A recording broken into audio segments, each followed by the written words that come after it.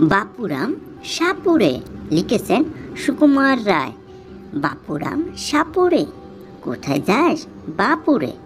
আয় বাবা দেখে যা, দুটো সাপ রেখে যা। যে সাপের চোখ নেই, শিং নেই, নখ নেই, ছোটে নাকি হাঁটে না, কাউকে যে কাটে না। করে না কো ফুসফাস, মারে না কো ঢুস ঢাস, নেই কোনো উৎপাত, খায় শুধু দুধ ভাত। সেই সাপ জানতো গোটা দই আনতো, তেরে মেরে ঠান্ডা করে দি ডান্ডা।